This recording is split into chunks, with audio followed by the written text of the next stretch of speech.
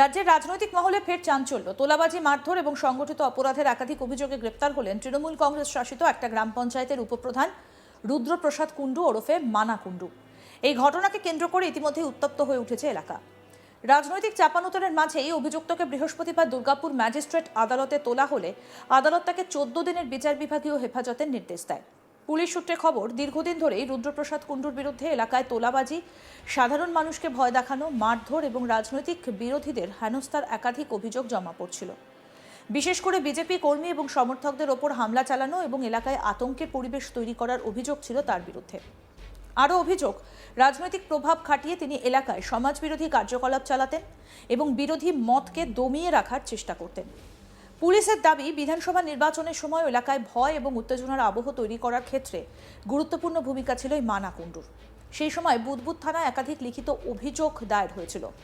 তদন্তে নেমে পুলিশ বিভিন্ন তথ্য প্রমাণ সংগ্রহ করে এবং শেষ পর্যন্ত বুধবার রাতে সূর্যসেন পল্লী এলাকা থেকে তাকে গ্রেফতার করা হয়। পুলিশ জানিয়েছে, অভিযুক্তের বিরুদ্ধে ভারতীয় দণ্ডবিধির একাধিক ধারায় মামলা রুজু হয়েছে। এর মধ্যে রয়েছে 126-2, 115-2, 117-2, 308-2 নম্বর ধারা, 351-2 এবং 3-5 নম্বর ধারা। তদন্তকারীদের দাবি, এই ধারাগুলো গুরুতর অপরাধের সঙ্গে যুক্ত এবং গোটা ঘটনার পেছনে আরও কেউ জড়িত রয়েছে কিনা সেটাও খতিয়ে দেখা হচ্ছে।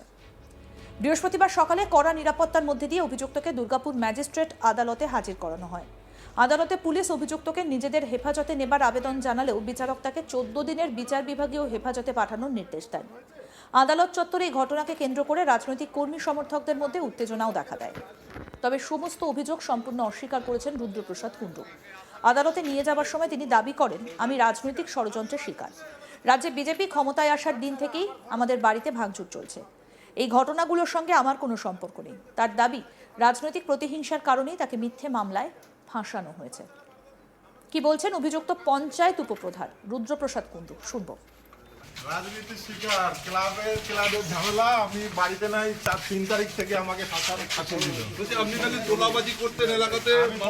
কোথাও তোলাবাজি করি নেই, কেউ প্রমাণ দিতে পারবে না। কাউকে ভয় দেখাতে না, কাউকে ভয় দেখানো। ছাত্র সমিতি ক্লাবের সাথে ঘর বানানো নিয়ে ঝামেলা। আমি 3 তারিখ থেকে কাউন্টিংয়ে যাওয়ার পর থেকে আর বাড়িতে আসি নাই। ওদের সাথে আমাকে শুধু ফাঁসিয়েছে। 3 তারিখে আমি বাড়িতে ছিলাম না, আমি 12 তারিখে বাড়িতে এসেছি। এদিকে গ্রেপ্তারিকে কেন্দ্র করে রাজনৈতিক মহলে শুরু হয়েছে জোর চর্চা। বিজেপির দাবি, এলাকায় দীর্ঘদিন ধরেই সাধারণ মানুষ তোলাবাজি এবং গুন্ডামির শিকার হচ্ছিলেন। কি বলছেন বিজেপি কর্মী রোহিত সিং, শুনবো। এই মানা কুণ্ডু এবং ওর সহযোগীরা যারা এখনো ঘুরে বেড়াচ্ছে, ইমিডিয়েট যেরকম মানা কুণ্ডুকে অ্যারেস্ট করা হয়েছে, ইমিডিয়েট যেন ছাড়া না হয়। আর ওর সাথে যারাও রয়েছে সব সন্ত্রাসীরা, তাদেরকে অবিলম্বে গ্রেফতার করতে হবে। এবং একাধিক মামলা ওদের বিরুদ্ধে রয়েছে, তোলাবাজি, করাপশনের, প্লাস নানা রকমের মানুষকে অত্যাচার করেছে, মারধর করেছে, অত্যাচার করেছে। তাদেরকে ইমিডিয়েট তাদেরকেও গ্রেফতার করতে হবে, এটা আমরা দাবি রাখছি থানার প্রশাসনের কাছে। হ্যাঁ, সেই জন্য আমরা সামিল হয়েছি। অন্যদিকে তৃণমূলের কি প্রতিক্রিয়া শুনুন। কি বলছেন তৃণমূলের ব্লক সভাপতি জনার্দন চ্যাটার্জি, শুনবো। যখন আইন মোতাবেক পুলিশ তাকে গ্রেপ্তার করে, তাহলে পুলিশের কাছে নিশ্চয়ই কোনো পর্যাপ্ত কারণ আছে। আমি যতদূর জানি, আইনগত দিক থেকে বিরুদ্ধে যতগুলো মামলা ছিল, সব মামলাগুলোতেই জামিন নিয়েছে। এবারে নতুন করে যদি কোনো মামলা হয়ে থাকে বা কিছু হয়ে থাকে, সব আইনের বিষয়। আইনের বাইরে তো কেউ নয়। সেরকম যদি বলেন, ধরুন নারদা সারদা থেকে শুরু করে অনেক কিছু, অনেক ছবি, অনেক কিছু আছে। আমি ডাইরেক্টলি কারোর নাম বলছি না, কিছু বলছি না। তো তাদেরও ছবি আছে। অতএব ওই বিষয়ে দেখুন, আমি আর ইয়েতে যাবো না। আমি শুধু এটুকু বলবো যে, দেখুন, আইন সকলের জন্য আছে। তো তাহলে আজকে আমরা সুপ্রিম কোর্ট বা এর আদালতের জন্য কেন অপেক্ষা করি? তো আমরা অপেক্ষা করব, আইনের মাধ্যমে নিশ্চয়ই তার ইয়ে হবে। আর যদি আইনে যদি ইয়ে থাকে, তো সেই মোতাবেক সে পাবে। সেটা এটা নাগরিকের আইপিসির অধিকার, আইপিসির অধিকারই বলবে। তবে তৃণমূলের পক্ষ থেকে এখনো পর্যন্ত আনুষ্ঠানিকভাবে কোনো প্রতিক্রিয়া দেওয়া হয়নি। এখন দেখার তদন্তে আর কি তথ্য সামনে উঠে আসে এবং এই ঘটনায় নতুন কোনো মোড় নেয় কিনা। আমাদের প্রতিনিধি অনিল গিরি কি প্রতিবেদন তুলে ধরেছেন দেখবো এবার। তৃণমূল পরিচালিত গ্রাম পঞ্চায়েত উপপ্রধানকে আসানসোল দুর্গাপুর পুলিশ কমিশনারেটের বুদবুদ থানা পুলিশ গ্রেপ্তার করলো। তাকে দুর্গাপুর মহকুমা আদালতে পেশ করা হলে তাকে জেল হেফাজতে পাঠিয়ে দেওয়া হয়েছে। রুদ্রপ্রসাদ যে কুণ্ডু রয়েছেন তার বিরুদ্ধে বিভিন্ন রকম অভিযোগ রয়েছে, যেরকম এলাকাতে তোলাবাজি নিজে প্রভাব খাটিয়ে সে বলা হচ্ছে যে এলাকাতে বিভিন্ন রকম অত্যাচার চালাতো, বিশেষ করে ভারতীয় জনতা পার্টি নেতাকর্মীদের, আর বিভিন্ন রকম সংগঠিত সে অপরাধ এইখানে ঘটিয়েছে।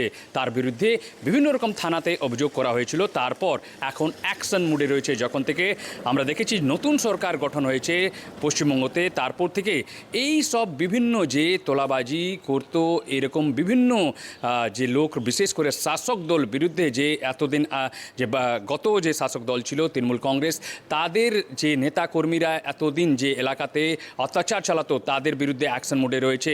আর সেই অ্যাকশন মুড দেখা গেল আসানসোল দুর্গাপুর পুলিশ কমিশনারেটের যে বুদবুদ থানা এলাকা রয়েছে, যেখানে রুদ্রপ্রসাদ কুণ্ডু যে উপপ্রধান রয়েছে, তৃণমূল পরিচালিত উপপ্রধান, তাকে গ্রেপ্তার করা হলে তাকে যখন কোর্টে তোলা হয় তখন তিনি বলেন যে রাজনীতি শিকার রয়েছেন, তার বিরুদ্ধে কোনো অভিযোগ নেই তোলাবাজি। কিন্তু অন্যদিকে আমরা তৃণমূল কংগ্রেসের যে নেতা রয়েছেন, ব্লক লেভেলের নেতা, তিনি বলছেন যে আইন সবার জন্য রয়েছে। যদি সেই রুদ্রপ্রসাদ কুণ্ডু যদি এরকম ঘটনার সঙ্গে যুক্ত রয়েছে অবশ্যই তার বিরুদ্ধে অ্যাকশন হোক। কিন্তু তিনি কটাক্ষ করে বলেন যে এরকম আরও যে আইন তো সবার জন্য রয়েছে, তাদের বিরুদ্ধে অ্যাকশন হওয়া উচিত। কিন্তু আমরা দেখেছি এই যে ঘটনা পরে যে রুদ্রপ্রসাদ কুণ্ডু যখন গ্রেপ্তার হয়, তার ভারতীয় জনতা পার্টি নেতারা ওইখানে বিক্ষোভ দেখায়। তারা বলছে যে শুধু রুদ্রপ্রসাদ কুণ্ডু না, এর সঙ্গে পুরোপুরি সংগঠিত দল রয়েছে যারা এরকম ঘটনার সঙ্গে যুক্ত, সবাইকে গ্রেপ্তার করা হোক। আর তারা বলছে যে এতদিন যে অত্যাচার চলছিল সেটা এবার রুদ্রপ্রসাদ কুণ্ডুকে দেখে এবার শেষ, আর আরও কেউ হিম্মত করতে পারবে না। কেন কি এতদিন যে দেখা গেছে যে তৃণমূল শাসনকালে তারা বলছে যে শুধু পুরো এলাকা তোলাবাজি চলতো, তোলাবাজি সঙ্গে সঙ্গে তাদের বিভিন্ন রকম তাদেরকে ভয় ভীতি দেখানো হতো। কিন্তু যেহেতু শাসক দল তৃণমূল কংগ্রেস ছিল আর তারা কোনো অভিযোগ করতো, কোনো শুনওয়াই হতো না। কিন্তু এবার যখন ভারতীয় জনতা পার্টির এখানে সরকার গঠন হয়েছে, তারা অবশ্যই তারা মনে করছে যে এইখানে তারা ন্যায় পাবে। আর ভারতীয় জনতা পার্টির নেতাদের মধ্যে এই যে দেখা যাচ্ছে যে খুশির আওয়াজ রয়েছে, আর তারা বলছে যে এরকম পুরো যে তোলাবাজি কোনো রকম এখানে চলবে না, তাদের সরকার এগুলা সমর্থন করে না। আগামী দিন এরকম ঘটনা কেউ করার হিম্মত করবে না। আর তারা বলছে যে তারা পুরোপুরি এইখানে চায় যে সুষ্ঠুভাবে এইখানে সরকার চলুক। আর তারা বলছে যে ভারতীয় জনতা পার্টির নেতৃত্বে যেরকম নারা তাদের রয়েছে যে সবকা সাথ সবকা বিকাশ, আর সবার জন্য এই সরকার আছে, আর সবার জন্য যারাই অপরাধ করবে তাদেরকে কোনো রকম ছাড়পত্র পাবে না, এরকমই ভারতীয় জনতা পার্টির নেতাকর্মীরা দাবি করছেন। আরও আপডেট পেতে দেখতে থাকুন আজ তাক বাংলা, সাবস্ক্রাইব করুন।